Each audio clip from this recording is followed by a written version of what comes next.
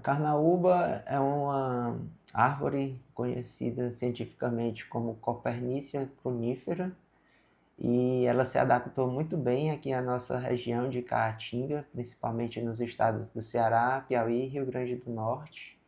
E ela gosta muito de áreas alagadas, muitos falam que ela pode ser um bioindicador de águas subterrâneas, né? E nesses ambientes ela se desenvolveu muito bem, existem grandes carnaubais na nossa região, e dada a importância dessa palmeira e a abundância dela aqui na nossa região, ela se tornou uma espécie economicamente importante, uma vez que a partir dela é extraído o pó que dá origem à cera da carnaúba, né? E hoje ela está entre a 7ª e 8ª pauta de exportação aqui do estado do Ceará.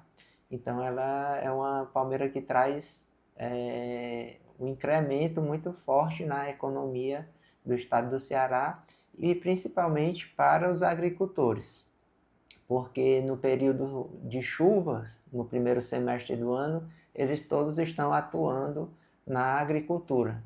Mas no segundo semestre, quando cessa as chuvas e cessa o trabalho no campo, boa parte dos agricultores migram para a cadeia produtiva da carnaúba, porque é nesse período mais seco e mais quente que é extraído o pó e é feita a cera da carnaúba.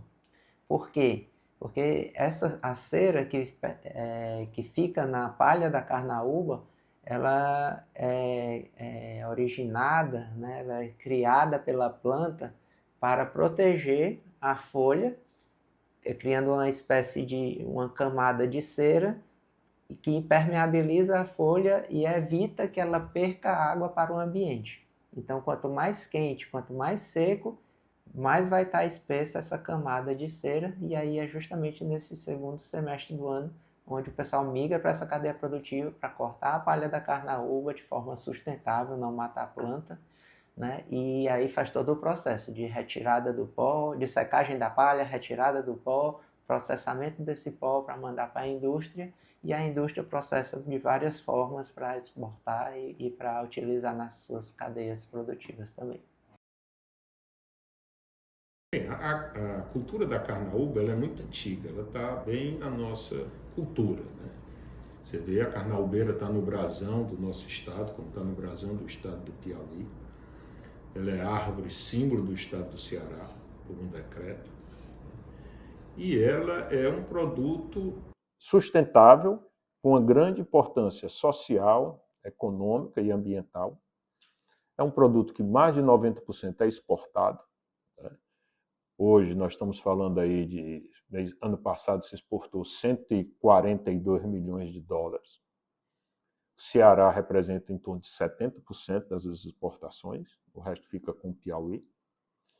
E ela gera emprego e renda no pior momento do ano para o sertanejo, que é a seca. Ela é uma cultura seca, ela é uma safra seca. Além da cera, você tem as outras, a utilização de artesanato, várias comunidades vivem em prol do artesanato, né?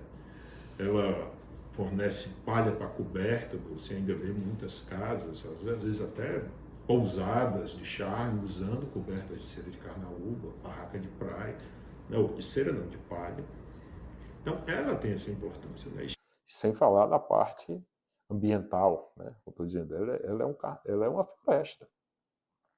Existe todo um ecossistema que funciona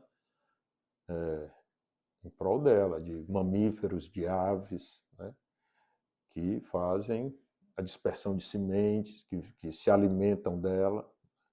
Então, assim, é uma árvore perfeita, é uma dádiva, né? Eu sou suspeito em falar porque eu sou louco pela carnaúba, sou apaixonado por ela, né?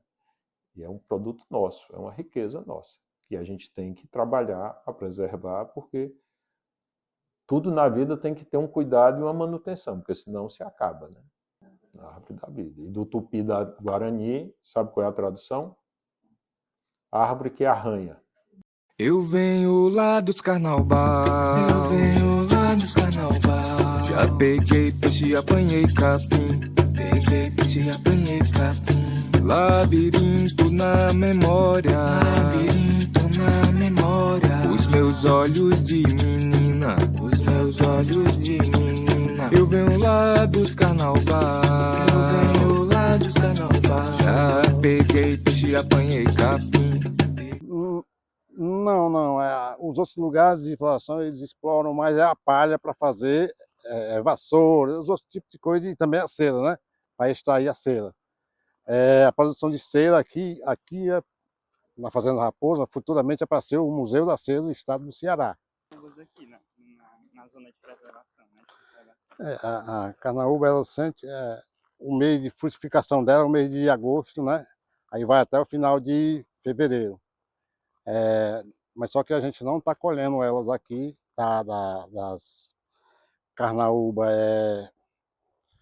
que a gente chama, nativa da gente, né?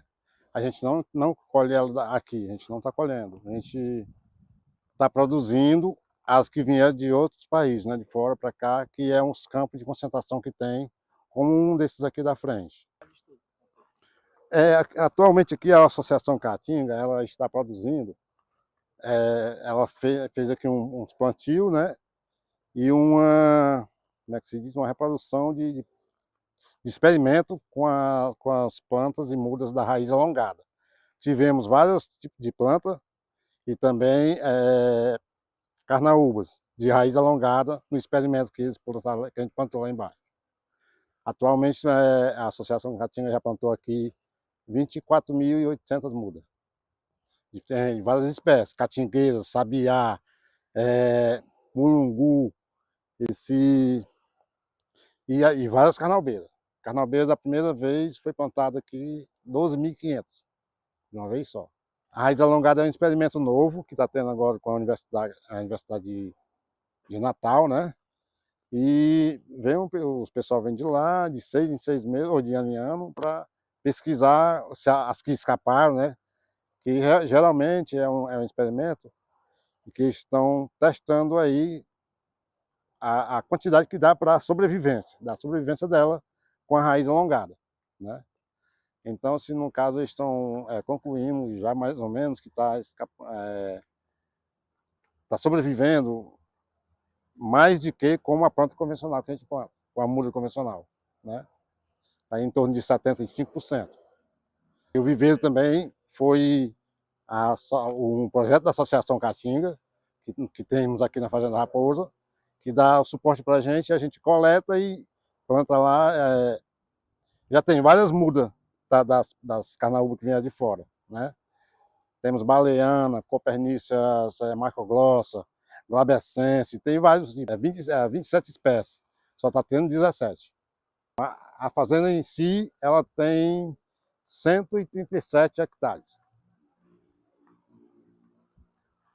Aí ela vai até lá no rio Mananguapim, chamada como a árvore da vida, né?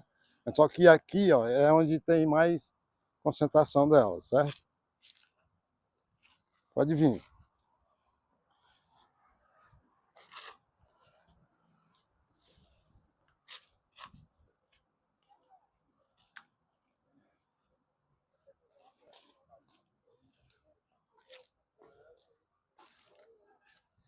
Aqui tem vários, ó.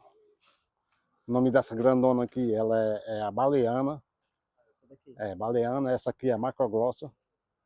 Mas essa aqui é carnaúba também? É carnaúba, só que ela é cubana.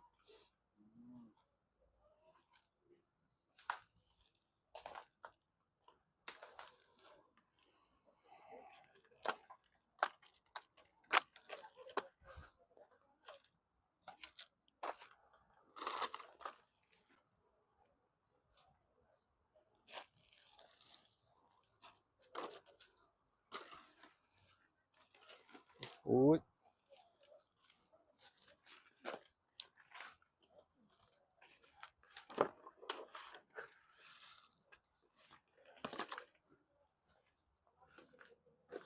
Não tá todo mês a gente faz manutenção desses campos, mas como está chovendo, aí a gente está fazendo uns campos lá de baixo, né? Mas já foi feito no mês passado aqui.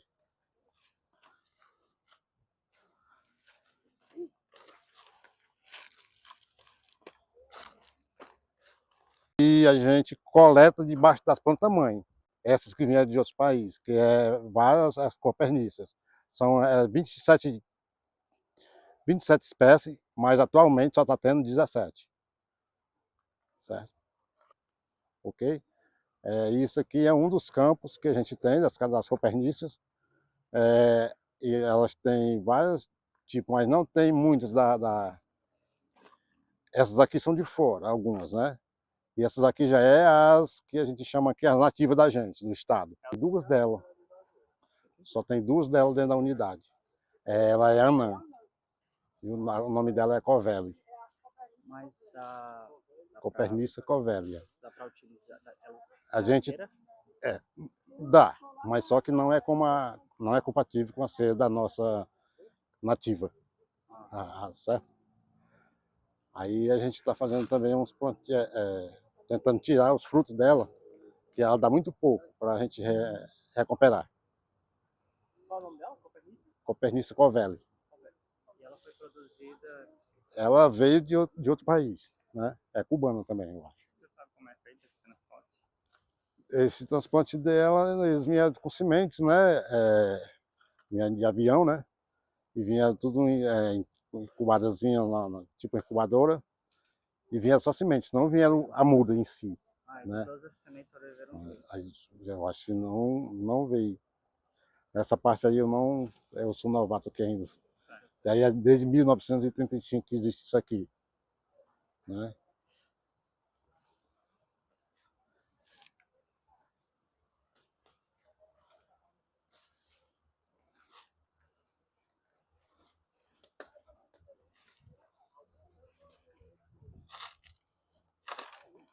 Essa aqui o nome dela é alba.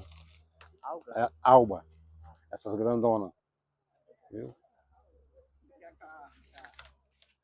Essa aí é a nativa. A polícia e a alga. Isso.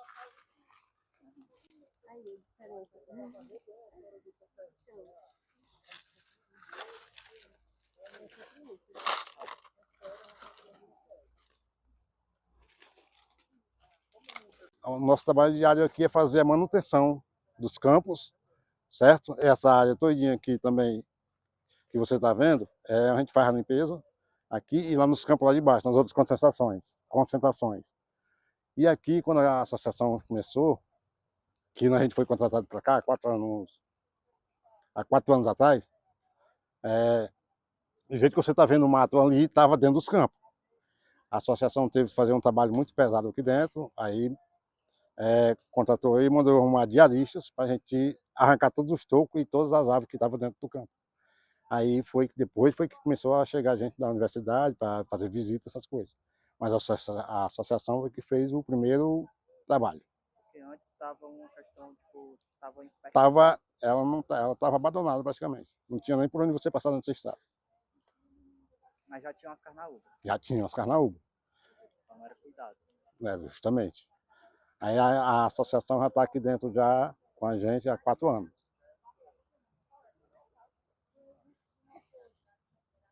Aí depois vocês vão ver lá, no viveiro lá, as que a gente colheu, né?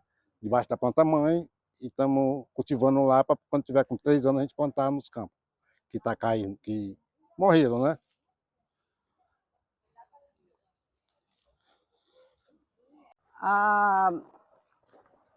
Meu nome? A unha do cão. A gente tem bastante desse lado, ó, lado direito. Aqui, ó. Aqui já é ela, ó. E ela se instala sobre as plantas aqui, tá vendo os galhos lá em cima? E tá aí, já tem algumas subindo na carnaúba. Você vê lá, já tem até flor, ó, da florzinha roxa. Pelo fato dela ser uma planta que a semente é alada, o vento faz o seu trabalho de levar para bem distante. Então, a possibilidade dela se propagar, se expandir, né, a sua localização é bem maior. A unha do diabo, que tem o nome científico de Cryptostegia madagascariensis, é uma planta exótica e invasora ela se alastra e compete pelos ambientes em que a carnaúba está inserida. Então, ela, por ser invasora, ela consegue subir rapidamente, né? Ela é uma espécie de trepadeira, então ela sobe rapidamente, cresce muito rápido e recobre toda a copa da carnaúba, fazendo com que ela morra sufocada e por falta de sol, né? Que afeta a fotossíntese e a planta acaba morrendo também.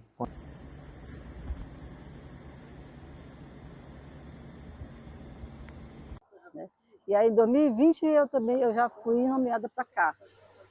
A gente já tem, a gestão dela já tem conselho gestor, tem a sede, que ela foi criada em abril, dia 30 de abril de 2020.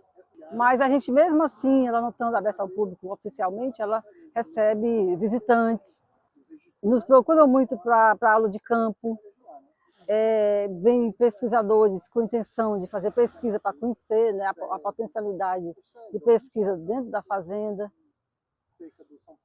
E também o maior atrativo é a coleção de Copernice, né? A coleção de carnaúbas. É o conhecimento, né? A difusão desse achado aqui, dessa coleção, porque tem planta aqui que você só vê lá no país de origem, além daqui, né? Ou você vê aqui ou vê lá em Cuba. Então, a riqueza é muito grande em termos de material biológico para pesquisa, né? Para ciência. Que visa essa participação da população local, das comunidades ao redor da fazenda? Nós já temos o plano de manejo, inclusive já foi validado agora no dia 12 de maio. Né? A gente está indo em processo de planejamento das ações para poder estar trabalhando em prol da sociedade. O plano de manejo ele já foi feito, inclusive a gente atendeu, né? A Universidade Federal foi quem custeou essa demanda, esse projeto do plano. E hoje ele vai servir como uma diretriz de gestão. Nós já temos o conselho gestor e assim a coisa está caminhando dentro do que a legislação orienta. A lei diz que após a criação da unidade ela tem até 5 anos para fazer o seu plano de manejo e a gente atendeu essa determinação legal. São 4 funcionários contratados pela Associação Caatinga, né? Eu como gestora, o Narciso como representante da Universidade Federal e o vigilante. Cada dia é um vigilante diferente. Essa é a equipe que a gente tem hoje, mas não é a equipe ideal, né? A equipe ideal a gente vai estar trabalhando no futuro, quando a casa tiver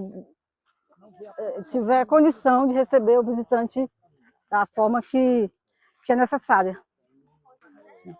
E aí a gente faz capacitação interna, com tanto encontro com os mais antigos, né, como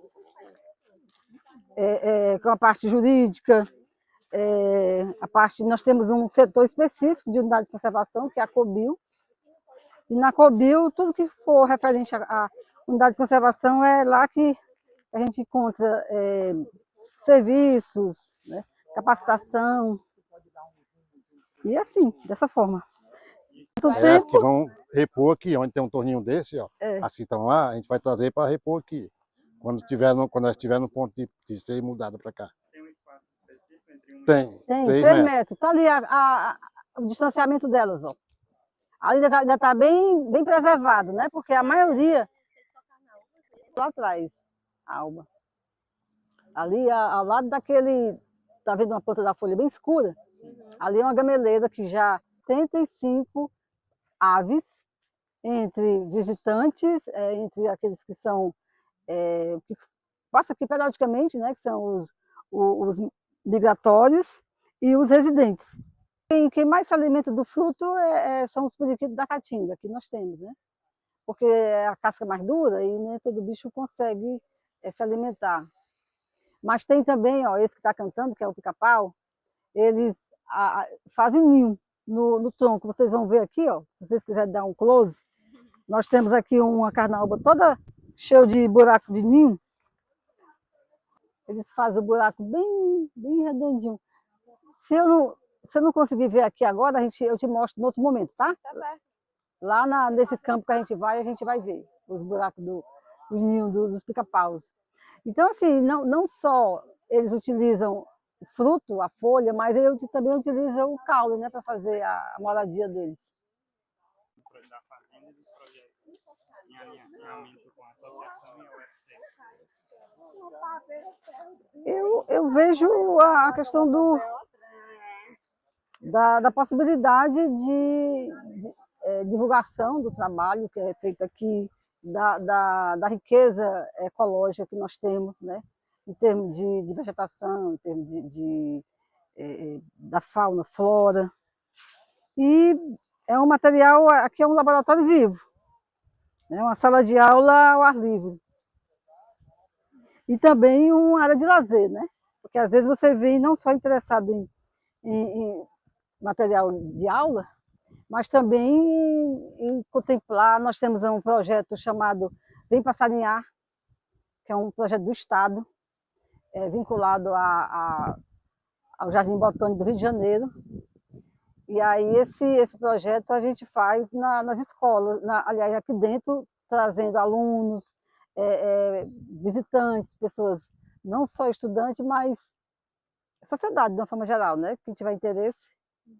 A gente tem os binóculos e aí tem um guia que vai reconhecendo o pássaro pelo canto e vai parando, vai mostrando. É uma trilha bem bacana, para quem não quer ter aquela trilha caminhando mais rápido, porque você para, é o tempo do pássaro, é o tempo do bicho. É bem bacana isso. E a Coração que acontece no meio da carnaúba. Porque como essa é uma propriedade que foi doada para a Universidade Federal, ela tem essa responsabilidade de estar cuidando da propriedade, né? E do mesmo jeito, também possibilitando a visitação dos visitantes, escolas, pesquisadores. A gente recebe, às vezes, solicitação de pesquisa de pessoas de fora. Então, é assim, a questão do repasse. A Fazenda Raposa, ela foi uma área experimental da família Johnson, das ceras Johnson, SC Johnson, o nome da empresa, que é uma empresa americana que passou a trabalhar com essa matéria-prima, oriunda da carnaúba. Nessa fazenda, eles montaram uma das, se não a maior coleção de coperníceas, né, que são árvores da mesma família da carnaúba, para fazer testes e ver qual seria a palmeira mais adaptada e mais produtiva em termos de produção de cera, né? E aí, com isso, eles montaram uma coleção bastante valiosa, bastante importante na Fazenda Raposa. E a nossa relação da Associação Caatinga com a Fazenda Raposa é por conta de quem criou, né, a Associação Caatinga e quem criou a Fazenda Raposa. Porque todos somos, né, da mesma origem que dessa relação com a empresa SC Johnson, já que a Associação Caatinga nasceu a partir de uma doação do então CEO, né, da SC Johnson, Samuel Johnson, que doou parte da fortuna pessoal dele para adquirir áreas para conservar aquela palmeira, o bioma daquela palmeira que deu tanta riqueza para a família dele, e como uma forma de agradecimento ele fez essa doação para adquirir áreas e criar um fundo que que pudesse manter a Reserva Natural Serra das Almas, que foi a unidade de conservação criada a partir da compra e proteção dessas áreas. Então, a Fazenda Raposa também foi adquirida por eles, onde eles montaram essa fábrica, essa área experimental, que depois que cessaram os trabalhos foi doada para a UFC, para a Universidade Federal do Ceará, e hoje está sob a gestão da UFC e do governo do estado do Ceará, que criou uma unidade de conservação, a área de relevante interesse ecológico Fazenda Raposa, sobrepondo essa propriedade da UFC como uma forma de reconhecimento da importância daquela área, a importância ambiental daquela área para o município de Maracanaú, já que é uma floresta, um carnaubal muito bonito e que contém essas coleções e tem bastante recurso hídrico na região, dentro dessa área, e é uma área conservada no meio da cidade de Maracanaú. Daí a sua importância e daí essa relação histórica, que ambas foram áreas, a Serra das Almas, da Associação Caatinga, criada pela S.C. Johnson, e, da mesma forma, a Fazenda Raposa. Eu queria que tu falasse um pouco sobre unidades de conservação no geral, que a Fazenda Raposa é uma unidade de conservação, contextualiza o que é a unidade de conservação e porque ela é importante para a conservação ambiental, no caso, focando na Fazenda Raposa. As unidades de conservação são áreas protegidas, estabelecidas por lei dentro do Sistema Nacional de Unidades de Conservação, que é o SNUC, que determina lá quais são as categorias que existem de unidades de conservação, que estão divididas em 2 grandes blocos, as de proteção integral, que tem um uso mais restrito, e as de uso sustentável, que são um pouco mais permissíveis do que as de proteção integral. Então, dentro desses 2 grandes blocos, existem várias categorias de unidades de conservação. Dentre elas está a área de relevante interesse ecológico, no caso da Fazenda Raposa. Lá também tem a RPPN, que é a Reserva Particular do Patrimônio Natural, que no caso seria a nossa unidade de conservação da Associação Caatinga, que é a Reserva Natural Serra das Almas. E assim, existem várias outras, como as reservas extrativistas, os parques nacionais, estaduais, municipais, os monumentos naturais, os refúgios de vida silvestre, são os revides, enfim, são 12 categorias de unidades de conservação, se eu não me engano, e dependendo da vocação e do motivo pelo qual aquela área foi criada, aquela unidade de conservação foi criada, ela vai ter que se encaixar em uma dessas categorias previstas no Sistema Nacional de Unidade de Conservação. Sabe o que continuar falando? Não. Sabe dizer quais tipos de pesquisa que são feitos na Fazenda Raposa e como a Associação Caatinga, qual é o trabalho hoje em dia, assim? Atualmente, na Fazenda Raposa, eu desconheço quais são as pesquisas que estão sendo feitas, mas ela já foi uma área experimental, para a pesquisa com a carnaúba, na época da S.C. Johnson, pela UFC. Depois ela passou a ser utilizada pelos alunos, principalmente na agronomia, para fazerem pesquisas lá dentro, levantamentos botânicos, levantamento de flora, florísticos, e para identificar quais espécies de plantas existiam ali dentro, para fazer coleta de sementes, produção de mudas para restauração florestal.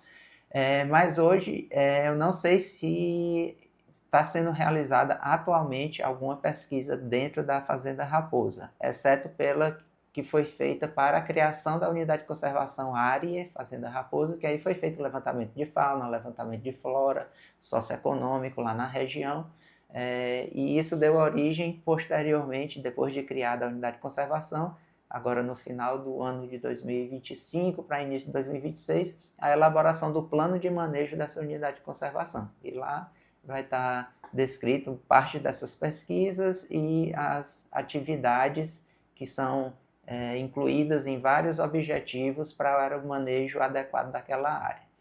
E com relação à Associação Caatinga e a sua atuação dentro da Fazenda Raposa, hoje nós estamos com 4 funcionários na Fazenda Raposa que atuam como brigadistas e viveiristas. Então eles fazem produção de mudas, fazem plantio de mudas nas áreas que estão precisando ser restauradas, fazem os monitoramentos dessas mudas, ou seja, roçar as ervas daninhas que estão crescendo ao redor dessas mudas, quando necessário fazer algum tipo de aguação dessas mudas para que elas tenham mais chance de sobreviver em períodos mais críticos, fazem toda a manutenção do viveiro, mas as ações prioritárias deles lá nessa área, agora que a gente já fez bastante restauração, já foram plantadas cerca de 30 mil mudas na área, o foco deles está sendo no combate a incêndios florestais,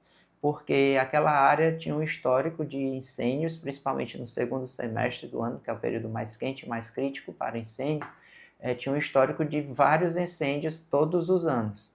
E após a atuação dessa equipe, que recebeu treinamento para serem brigadistas, já fizeram vários combates a incêndios, tanto no Parque do Cocó, Serra das Almas, região de Crateús.